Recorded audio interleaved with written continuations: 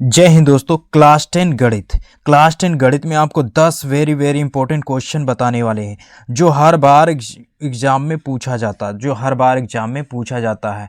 तो 10 ऐसे सवाल बताएंगे जिसमें से अगर आप 10 में से आप अगर 6 भी कर ले रहे हैं तो आपकी तैयारी क्या है, बहुत अच्छी है। 10 में से अगर आप 6 भी कर लेंगे तो आपकी तैयारी बहुत अच्छी है। एग्ज़ाम में अच्छा करेंगे तो एग्ज़ाम में आप 20 क्वेश्चन में से पूरा 20 करेंगे, 20 में से पूरा 20 करके आएंगे, ये 100% गारंटी है। तो आइए स्टार्ट करते हैं। पहला प्रश्न नंबर 11 देखेंगे। समीकरण 3x² - 2x + 1/3 = 0। तो यहाँ प्रश्न नंबर 11 इसलिए है दोस्तों क्योंकि हमने 10 प्रश्न बता चुके हैं। तो ये कौन सा नंबर का है, तो प्रश्न नंबर 11 है। तो 11 नंबर देखिए, यहाँ हमें विविध कर निकालना है। तो सबसे पहले हम क्या करेंगे, यहाँ फार्मूला लिख लेंगे विविध कर। तो d बराबर होता है b² - 4ac। तो फार्मूले को आप बहुत अच्छे से क्या करेंगे, नोट कर लेंगे। तो ये फार्मूला आपका एग्जाम में याद रहेगा, तो फार्मूले से आसानी से इस प्रश्न को हल कर लेंगे। तो d बराबर होता है b² - 4ac होता है। तो यहाँ क्या करेंगे, सबसे पहले हम इसको बना लेंगे।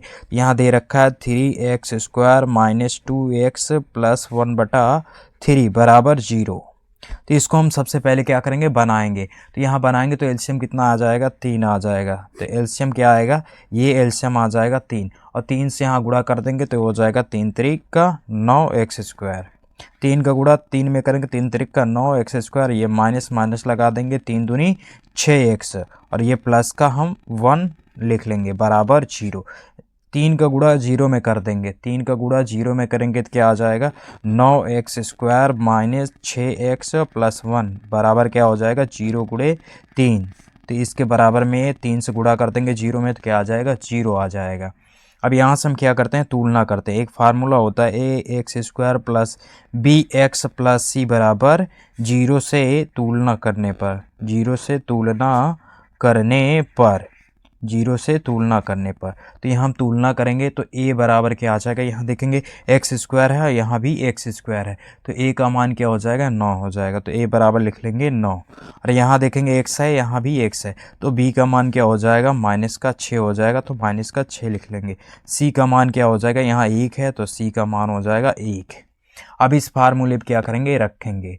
तो इस तरीके से दोस्तों लगाना है, बहुत ही इंपॉर्टेंट है। ये एक एक पॉइंट आप इसको नोट करते जाइए, एक एक चीज़ें नोट करते जाइए। आइए देखते हैं। तो यहाँ रखेंगे d बराबर हो जाएगा b का मान क्या है, -6 है, तो -6 रख देंगे। -6 का क्या हो जाएगा, होल स्क्वायर, माइनस यहाँ 4 गुणे क्या है, a का मान कितना है, तो 9 है, तो यहाँ रख देंगे 9।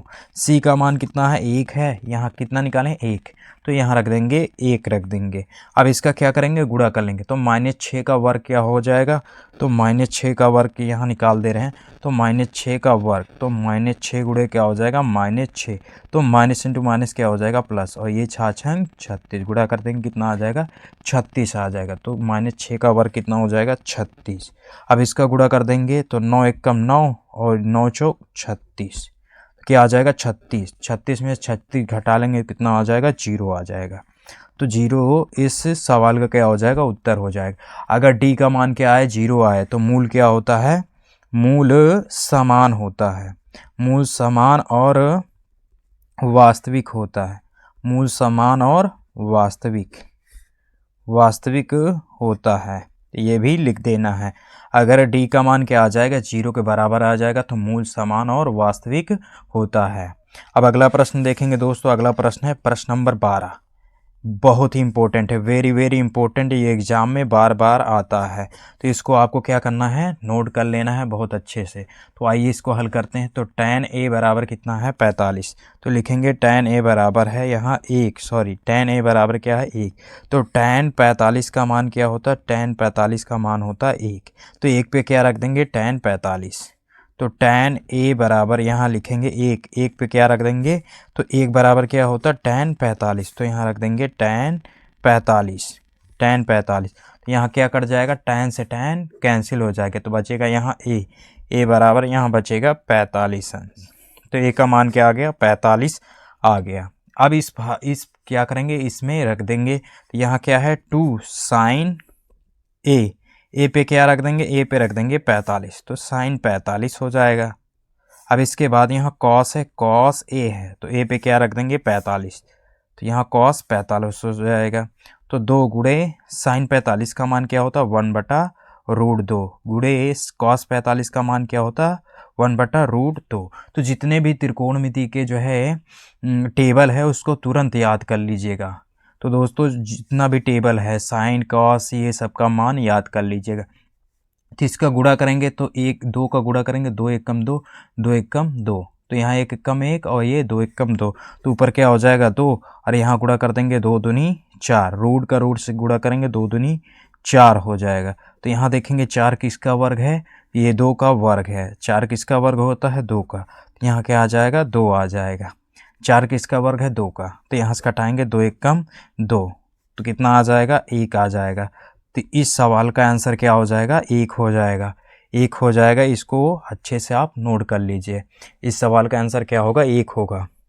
अगला प्रश्न देखेंगे दोस्तों, अगला प्रश्न है प्रश्न नंबर 13, वेरी वेरी इंपॉर्टेंट। ये भी जो है एग्ज़ाम में एलसीएम पूछ लेता है, तो एलसीएम कैसे निकालते हैं आइए देखते हैं दोस्तों। एलसीएम 12 को अगर हम 2 से क्या करेंगे 2 से काटेंगे तो 2 छंग 12, 6 बार में कट जाएगा। कितनी बार में कटेगा 6 बार में। अब 6 को काटेंगे तो ये 6 को 2 और गुणे क्या लिख सकते हैं 3, यहाँ 6 दूनी 12 होगा, ये 3 दूनी 6 हो जाएगा। तो हमें क्या लेना है छोटी वाली संख्या लेना, 2 2 और 3 को लेना है। तो 12 को हम लिख सकते हैं 2 गुणे 2 गुणे 3, तो ये 2 गुणे 3, तो बड़ी वाली संख्या नहीं लेना है, तो 2 गुणे 3 लिख लेना है। अब 15 को तोड़ेंगे तो 3 से कटेगा, तो 3 पचे 15, 3 से इसमें भाग देंगे 15 में तो 5 बार में कट जाएगा, तो 3 पचे 15। तो यहाँ 15 को लिखेंगे 3 गुणे 5 लिख लेंगे, 3 गुणे 5। अब यहाँ 21 को लिखेंगे, ये 3 से कट जाएगा तो 3 सते 21, 7 बार में कट जाएगा, 3 से 7 बार में कट जाएगा, 3 गुणे क्या हो जाएगा 7। तो 21 को लिख देंगे 3 गुणे 7।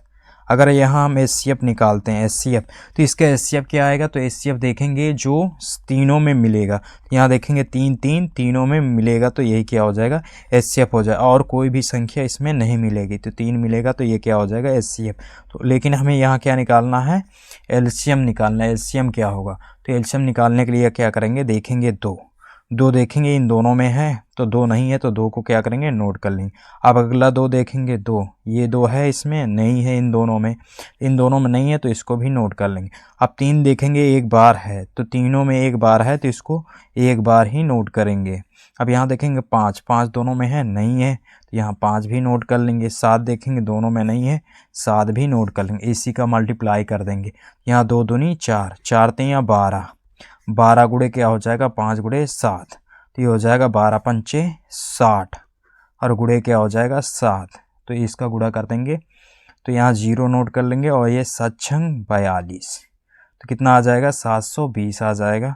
तो 720 इस सवाल का क्या हो जाएगा आंसर होगा जाएगा 720।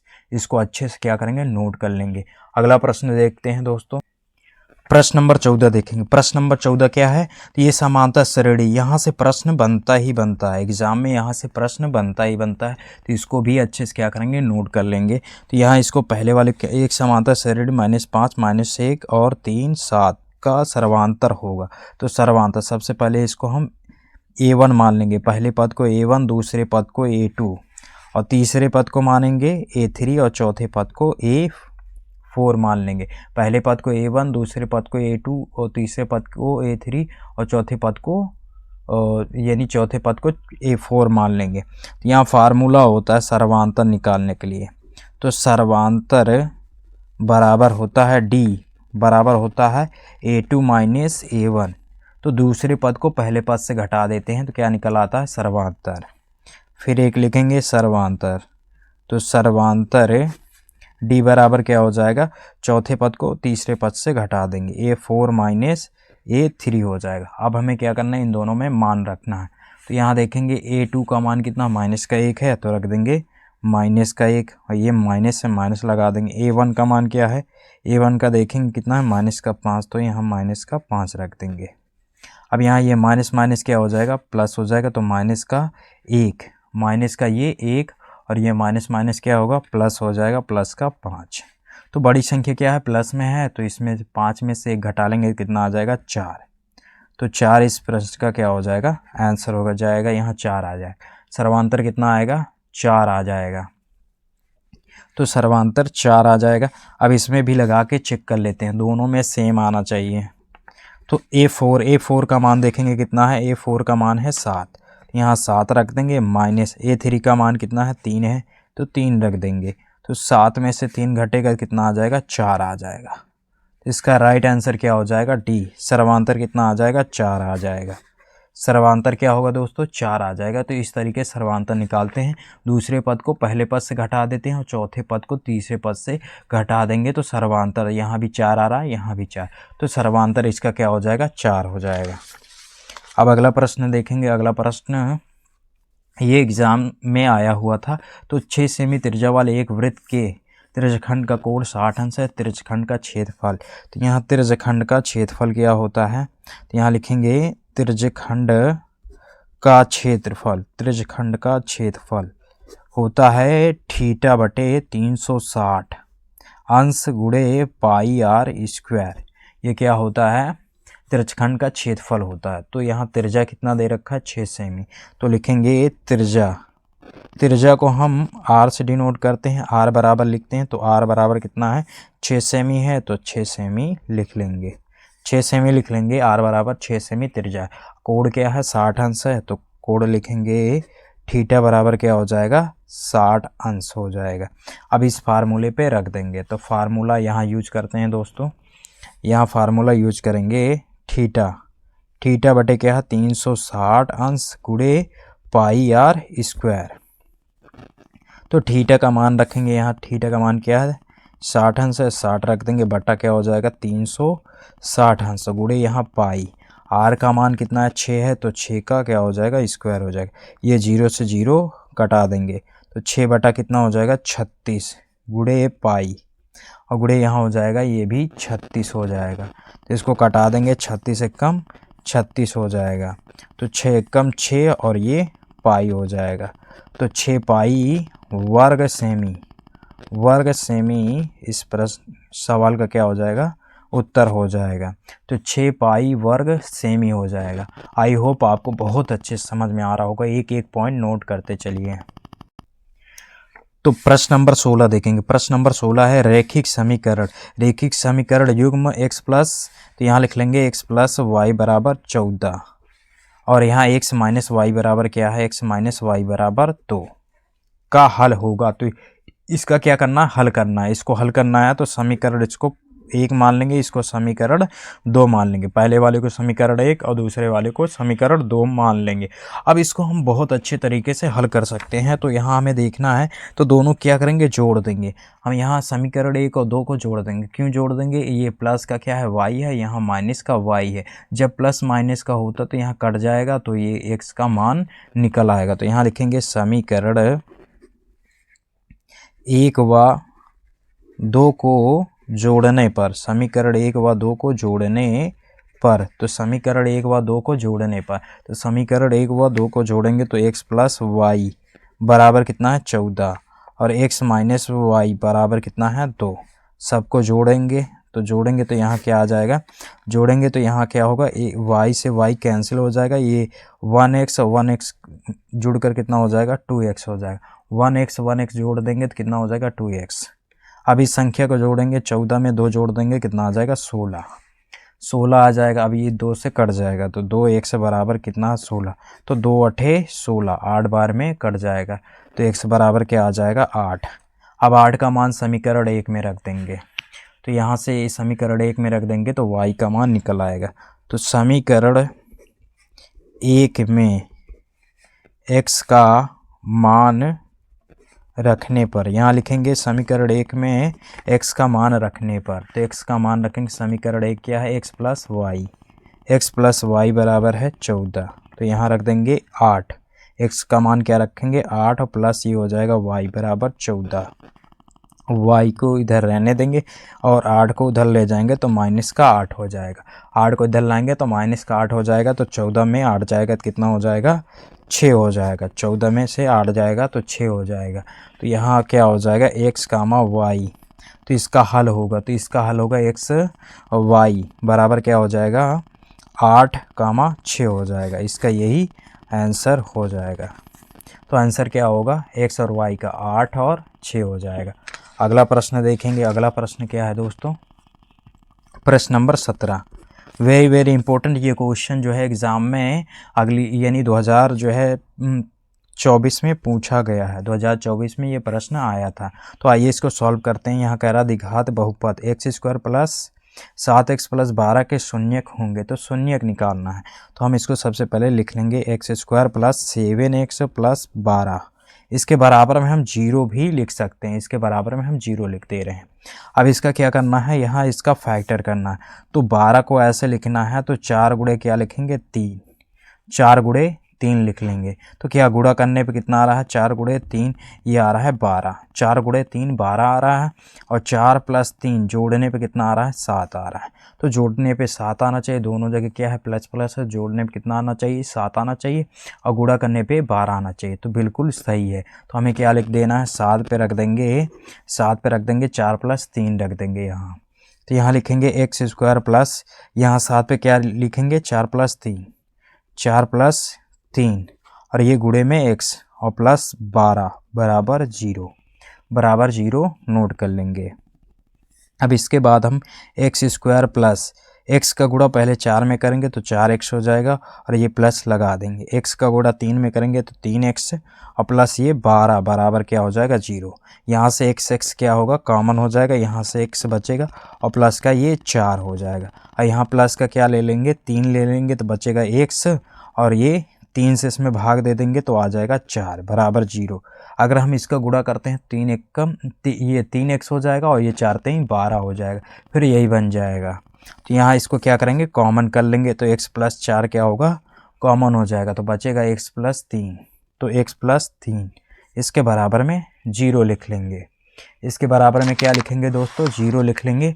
अब इसके बाद हम क्या करेंगे x प्लस 4 बराबर 0 लिख लेंगे एक बार x प्लस 3 बराबर 0। तो x प्लस 4 बराबर 0, एक बार x प्लस 3 बराबर 0 लिख लेंगे। अब यहाँ प्लस का है तो उधर जाएगा तो क्या होगा माइनस का 4 हो जाएगा। प्लस का है तो बराबर किधर लाएंगे तो माइनस का 4 हो जाएगा। प्लस का क्या है 3 है तो बराबर किधर लाएंगे तो माइनस का 3 हो जाएगा। तो x का मान क्या आ जाएगा, x का मान आ जाएगा माइनस का 3 और माइनस का 4। यही क्या है और शून्यक है, तो यही क्या हो जाएगा आंसर हो जाएगा। तो x का मान होगा -3 और -4। प्रश्न नंबर 18 देखेंगे। प्रश्न नंबर 18 साइन 27 डिग्री बटा कॉस 63 डिग्री का मान होगा। तो ऐसे भी प्रश्न एग्जाम में आता है, तो बहुत अच्छे से इसको नोट करिएगा। तो आइए देखते हैं साइन 90 माइनस थीटा बराबर होता है कॉस थीटा। क्या होता है कॉस थीटा, और कॉस 90 माइनस थीटा बराबर होता है साइन थीटा। तो इसको याद कर लेना है। तो साइन 90 माइनस थीटा बराबर होता है cos theta, cos 90 minus theta बराबर होता है साइन थीटा। यहाँ यही फार्मूला क्या करना है, इसमें से एक को चेंज कर देना है। तो इसको चेंज कर देंगे नीचे वाला साइन 27 को हम वैसे ही नोट कर लेंगे साइन 27 डिग्री, और यहाँ कॉस को हम लिख देंगे 90 में से क्या घटा देंगे 90 डिग्री में से हम घटा देंगे 27, तो कितना आ जाएगा 27 घटा देंगे तो ये 63 आ जाएगा। अब कॉस 90 माइनस थीटा बन गया, तो कॉस 90 माइनस थीटा बराबर होता है साइन थीटा होता है। इसको हम थीटा मान लेंगे, तो यहाँ ये साइन 27 डिग्री हम नोट कर लेंगे बटा कॉस 90 माइनस थीटा। तो कॉस 90 माइनस थीटा बराबर होता है साइन थीटा। यहाँ थीटा क्या है, थीटा का मान है 27 डिग्री, तो यहाँ रख देंगे 27। साइन 27 से साइन 27 से एक बार में कट जाएगा, तो एक क्या आ जाएगा, इस सवाल का आंसर है 1 आ जाएगा। इस सवाल का आंसर क्या आ जाएगा 1। साइन 27 से 27 कट जाएगा तो 1 आ जाएगा। अब अगला प्रश्न देखेंगे। अगला प्रश्न है संख्या 144 का भाज्य गुणनखंड होंगे। तो इसको हमें क्या करना है 144 का फैक्टर कर लेना है। 2 काटेंगे 2 सते 14, अब यहाँ बचेगा 4, तो 2 दूनी 4। अब फिर इसको 2 काटेंगे तो 2 3 6, और एक बचेगा यहाँ 12 हो जाएगा, 2 छंग 12। इसको काटेंगे तो 2 1 कम 2 और एक इधर जाएगा, ये हो जाएगा 16, तो 2 8 16। फिर 2 कट जाएगा तो 2 काटेंगे 2 9 18। अब ये 9 किससे कटेगा 3 से, 3 से कटाएंगे 3 3 का 9, 3 1 कम 3 कट जाएगा। तो सबसे छोटी अभाज्य संख्या क्या था, 2 से। 2 से इसको कटाए, फिर 2 से, फिर 2 से, यहाँ 2 से, इस तरीके से कट गया। तो यहाँ क्या आया, 2 गुणे कितनी बार 2 है, 4 बार है, तो ये 4 बार 2 लिख लेंगे। 3 कितनी बार है, 1 2, 2 बार है तो 2 बार 3 को नोट कर लेंगे, तो 3 गुणे 3 हो जाएगा। अब इसको हम क्या करेंगे, कितनी बार, 1 2 3 4, तो 2 की घात क्या बन जाएगा, 4। और 3 कितनी बार है, 2 बार है, तो 3 की घात क्या बन जाएगा, 2। 4 कितनी बार था, 1 2 3 4, तो 2 की घात 4। और यहाँ 3 कितनी बार था, 2 बार था, तो 3 की घात क्या बन जाएगा, 2। तो इस सवाल का आंसर क्या हो जाएगा, 2 की घात 4 गुणे 3 की घात 2। अगला प्रश्न देखेंगे, ये लास्ट प्रश्न है, प्रश्न नंबर 20। तो आइए देखते हैं। तो यहाँ हमें साइन 60 डिग्री का मान होता है √3/2। तो साइन 60 का मान होता है √3/2 होता है। तो यहाँ साइन 2a बराबर क्या दे रखा है, √3/2। √3 बटा कितना है, 2। तो साइन 2a बराबर है √3/2। तो यहाँ हम क्या करेंगे, साइन 2a लिख लेंगे बराबर, यहाँ √3/2। तो √3/2 का मान क्या है, साइन 60 है। तो यहाँ लिखेंगे साइन 60 डिग्री। यहाँ साइन से साइन कैंसिल, तो 2a बराबर क्या आ जाएगा, 60 अंश आ जाएगा। अब दूसरे इसको भी कटा लेंगे, 2 से काटेंगे तो कितना आ जाएगा, 30 आ जाएगा। 2 से कटा लेंगे 30 आ जाएगा। तो a बराबर क्या आ जाएगा, 30 अंश आ जाएगा। तो 30 अंश क्या हो जाएगा, इस सवाल का आंसर हो जाएगा 30 अंश। आई होप बहुत अच्छे समझ में आ गया होगा। परीक्षा में दोस्तों ऐसे ही प्रश्न आएंगे, कमेंट बॉक्स में ज़रूर बताएं कि आपको अगर प्रश्न समझ में आ रहा है। तो दोस्तों प्रश्न आपको समझ में आ रहा है तो कमेंट बॉक्स में ज़रूर हाँ करके लिखें।